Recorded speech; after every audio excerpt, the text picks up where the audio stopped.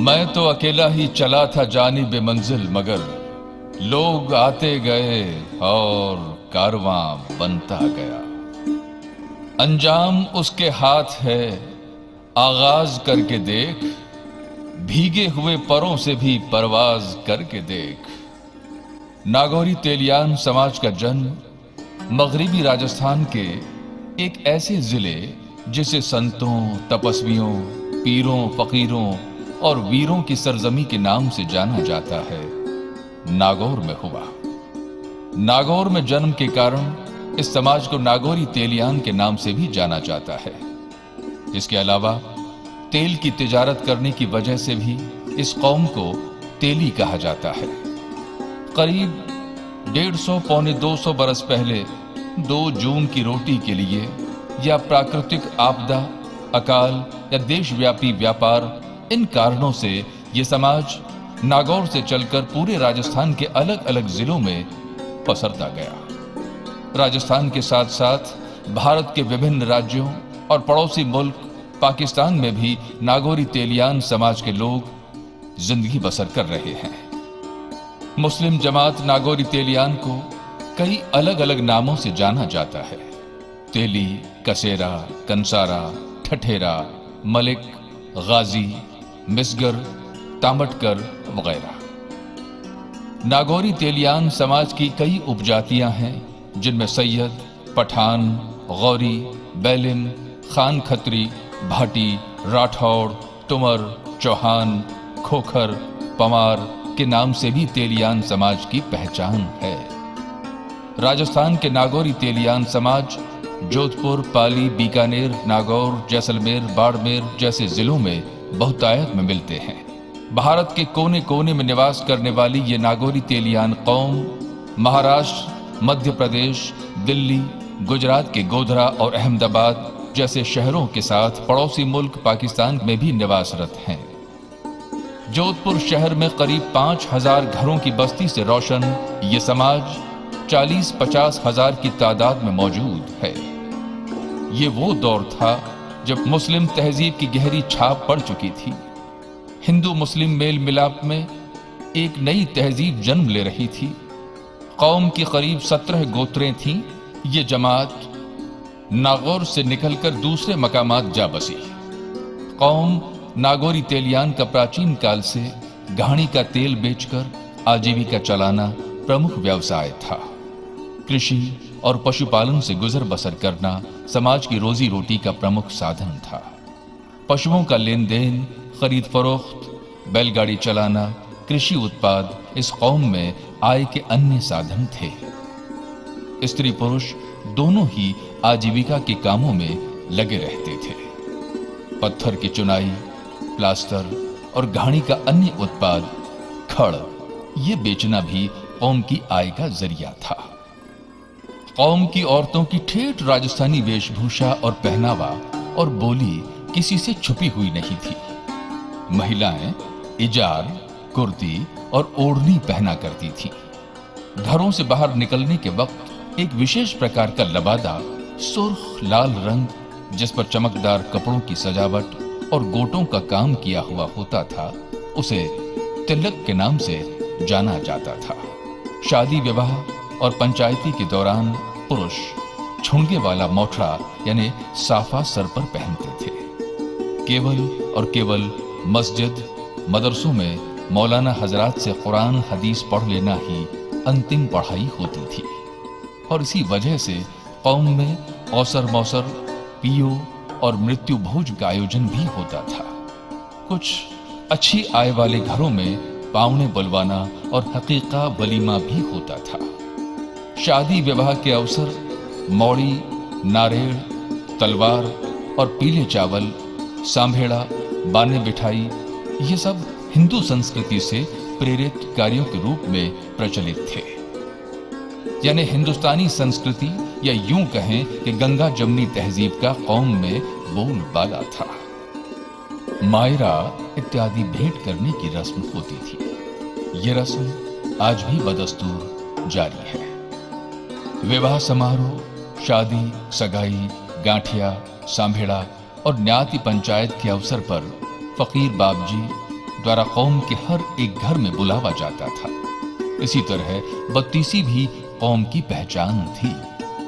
बहन बेटी के बच्चों के विवाह के अवसर पर बाप या भाई के घर, जिसमें पुश्तैनी रीति रिवाज बडेर का ध्यान रखा जाता था, बहन नारियल का गोटा ठाठा में डालकर ले जाते थे। बाप भाई अपनी बेटी बहन के साथ आए लोगों की मनवार करते।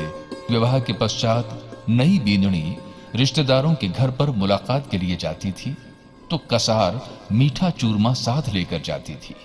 शादी सांभेड़ा, सगाई या शादी से पहले वर वधू पक्ष के घरों की तरफ से तेल यानी न्याती बैठक, पंचायती का आयोजन भी होता था। 6% वर वधू से लेकर खर्च होता था। छोटी छोटी बातों पर न्यात बाहर करना आम बात थी। मौत गमी का समाचार भी न्यात के हरकारा या बाबजी द्वारा कौम के हर घर में दिया जाता था। तय वक्त पर बारात के न पहुंचने पर जुर्माने का भी प्रावधान था। बारात में नाच गानों पर भी सख्ती से प्रतिबंध था। धीरे धीरे समय के साथ साथ समाज में परिवर्तन की लहर आने लगी। खेती कृषि कार्य, खड़ का धंधा फिर भी जारी रहा।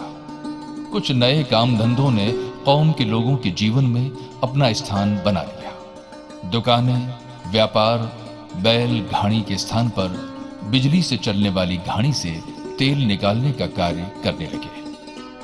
साइकिल का धंधा, किराना दुकान का भी काम करने लगे।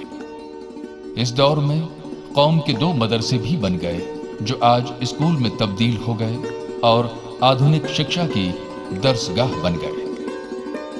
कौम के एक आध तबके को राजघरानों में भी काम मिलने लगा। दरबार के यहाँ किराना, खाद्य पदार्थ, अनाज खरीद फरोख्त और तोलने के काम करने के कारण समाज का एक बड़ा वर्ग तेली से मोदी भी कहलाने लगा।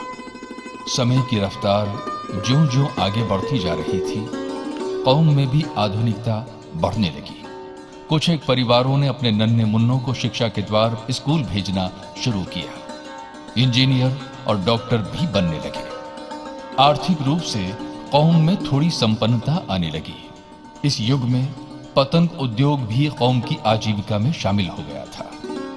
बॉल बेयरिंग, लेथ मशीन और अन्य उद्योग से जीवन शैली में परिवर्तन आना शुरू हुआ।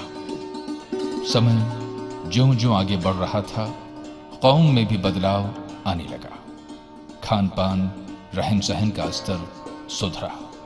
तिलक का स्थान अब बुर्के ने ले लिया। समाज के विवाह समारोह की रस्म रिवाज में अब भी कोई बदलाव नहीं आया, लेकिन लड़के लड़की की सगाई पर अब लिखा पढ़ी होने लगी। काजी से निकाह का पंजीकरण भी जारी रहा। शादी समारोह में चमक दमक दिखाई देने लगी। नए दौर में लिखेंगे हम नई कहानी, इस तर्ज पर इंजीनियर, डॉक्टर, लेक्चरर और सीए भी बनने लगे। भारतीय सेनाओं में भर्ती होकर देश की हिफाजत का जज्बा भी जागा। इस नए दौर में कौम में कई सामाजिक संगठनों का उदय हुआ।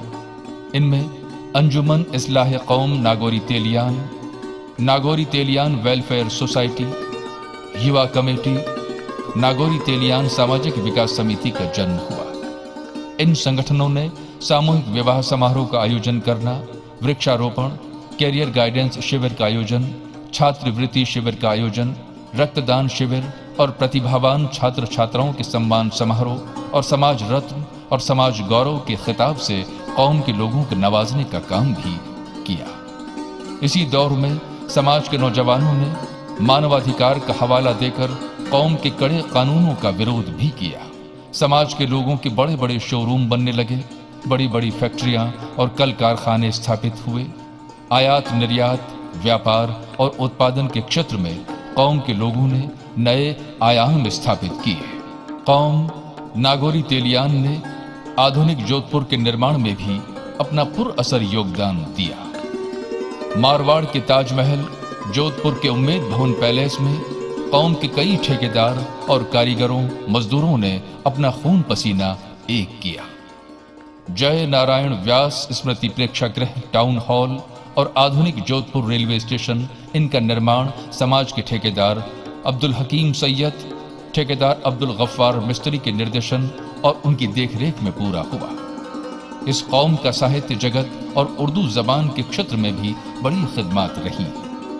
कौम के शायर नबी बख्श साहब, अब्दुल गफ्फार राज साहब और मौजूदा वक्त में इकबाल कैफ साहब अपना योगदान दे रहे हैं। शिक्षा के क्षेत्र में भी मास्टर अब्दुल गनी साहब, शब्बीर अहमद खिलजी साहब, मोहम्मद अतीक साहब, मोहम्मद रफीक साहब वगैरह का योगदान है।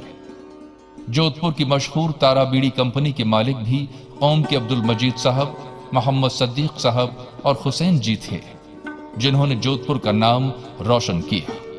हमारा आज वाकई कल से बेहतर है। नागौरी तेलियान सामाजिक विकास समिति पीड़ित मानवता को हर संभव मदद कर रक्तदान को अपना प्रमुख लक्ष्य बना लिया है। इसीलिए जिला प्रशासन ने 2 मर्तबा संस्था को जिला स्तर पर सम्मानित किया है। नई सोच, नई दिशा, नई ऊर्जा और राष्ट्र निर्माण के क्षेत्र में कौम अपने नौजवानों को उच्च चरित्रवान और कर्मठ बनने की सलाह देती है, क्योंकि इत्र से पैरहन को महकाना बड़ी बात नहीं, मजा तो तब है जब खुशबू हमारे किरदार से आए। राज्य सरकार और केंद्र सरकार से उम्मीद रखती है कि कौम के परंपरागत कामों को नई दिशा देने के लिए सरकार हौसला अफजाई करे। मुस्लिम कौम के लोगों को बिना ब्याज या कम ब्याज के ऋण दिया जाए और शिक्षा ऋण की प्रक्रिया को और सरल बनाया जाना चाहिए। तरक्कियों के दौर में उसी का जोर चल गया, तरक्कियों के दौर में उसी का जोर चल गया, बना के अपना रास्ता जो भीड़ से निकल गया।